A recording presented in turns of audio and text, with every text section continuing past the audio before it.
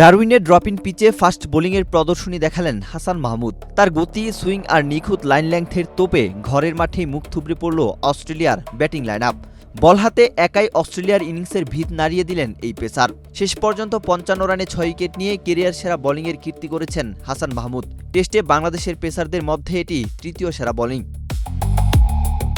দিনের শুরুটাও করেছিলেন হাসানই। ১২তম ওভারে অস্ট্রেলিয়ার দলীয় ৪৫ রানের প্রথম আঘাত হানেন তিনি। Gold's Gym across 30-plus countries. With over 700-plus locations worldwide. Train anywhere, belong everywhere. Opener Jack ওয়েদারাল্ডকে ফিরিয়ে শুরু করেন নিজের উইকেট উৎসব। পরের ওভারেই স্বীকার করেন আরও বড় নাম ভয়ঙ্কর ট্রাভিস হেড। অফস্টাম্প বরাবর বল করাই ছিল হাসানের মূল পরিকল্পনা। রাউন্ড দ্য উইকেট থেকে সেই পরিকল্পনায় কাজে লাগান তিনি। ১৪তম ওভারের চতুর্থ বলে গুড লেংথ থেকে ভেতরে ঢুকে আসা বলটি হেডের ব্যাট ছুঁয়ে আঘাত করে স্ট্যাম্পে। বেল উড়ে যেতেই অস্ট্রেলিয়ার বড় ধাক্কা নিশ্চিত হয়। তৃতীয় উইকেটের জন্য অবশ্য বেশ কিছুক্ষণ অপেক্ষা করতে হয়েছে হাসানকে। ৪৫তম ওভারে আবারও আক্রমণে এসে প্রথম বলেই সাফল্য পান তিনি। অফ স্টাম্পের বাইরে ব্যাক অব দ্য লেংথের বলটি বাইরে সিম করে বেরিয়ে যায়। সেটি ছেড়ে না দিয়ে ব্যাট চালান পেট কামিন্স।